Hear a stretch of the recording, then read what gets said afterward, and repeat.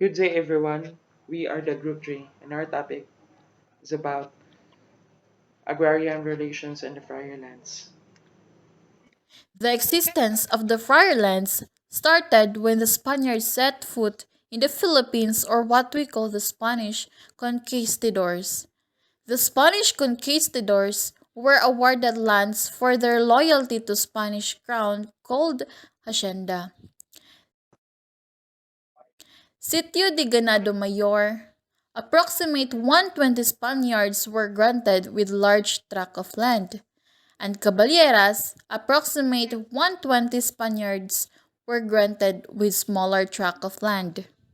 At that time, of Spanish hacienderos did not succeed to develop or growing their land, for a reason that the population of Spanish has become bigger, and also the exchange rate of product remained low since the Spanish colonial period, and also the reason of existence of galleon trade.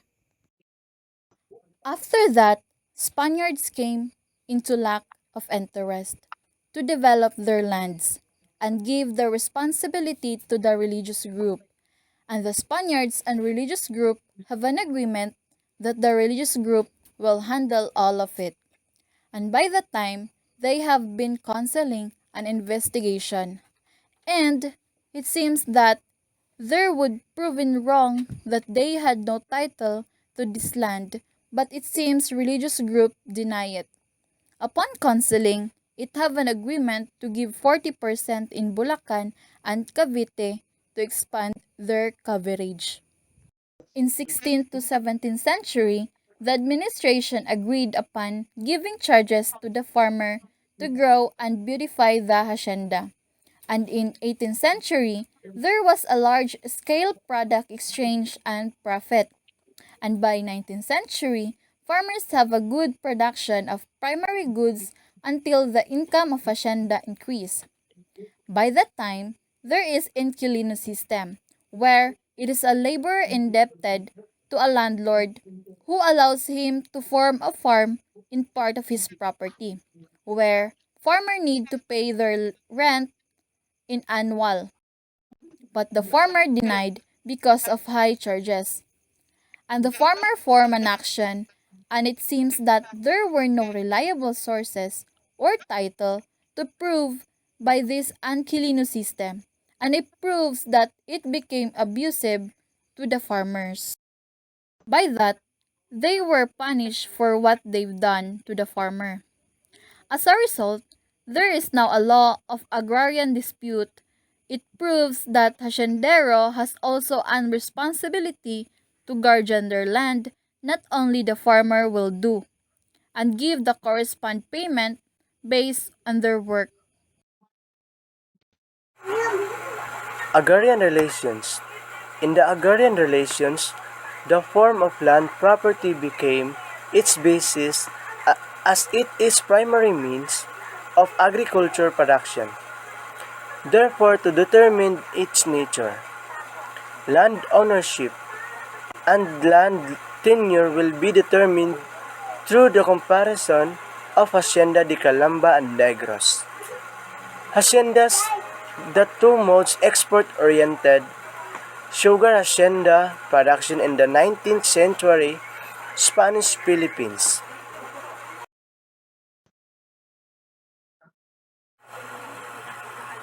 Hacienda de Calamba and Negros Hacienda were completely different, the former being under a religious entity while the latter not under a friar administration. Hacienda de Calamba, originally owned by a Spaniard who donated the land to Jesuit friars, went to possession of the Spanish colonial government.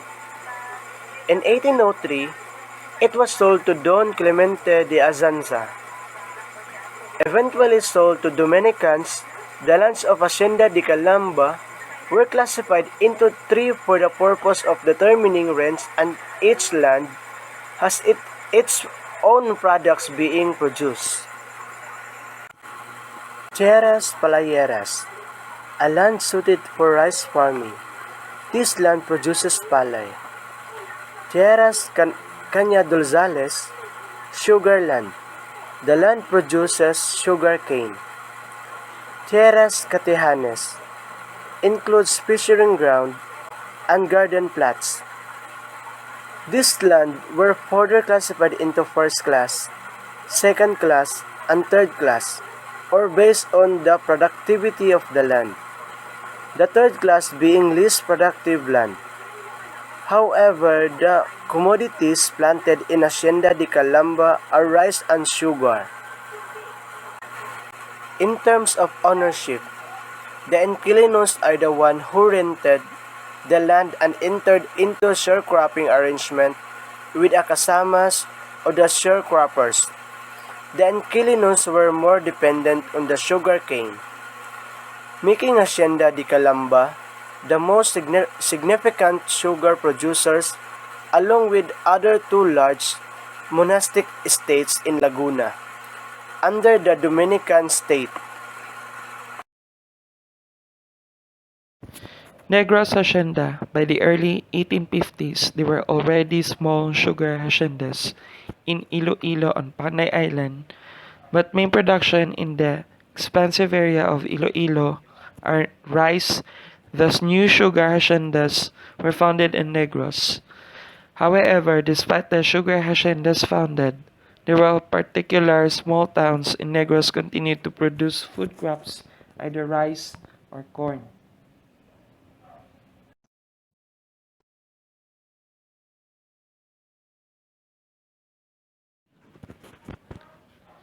In the towns of Negros, the small town focuses mainly on the rice farming, while the large farms focus on sugarcane. In terms of ownership, haciendas are hiring their own tenants or employing overseers. Since Negros are focusing on enhancing profits, investments in machinery, thus making Negros as producers of higher quality sugar than Luzon and surpassing the sugar crisis which affected the Hacienda de Calamba.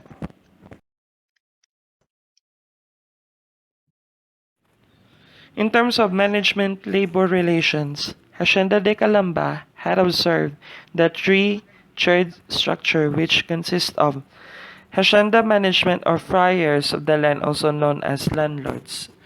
During the two-tiered system, the Hacienda management provided tenants with loans in the form of tools, carabao, and rice as well as the cash to pay hired laborers. However, in three-tiered system, this role was assumed by the leaseholder, the new inquilino, who developed cultivation to several kasama.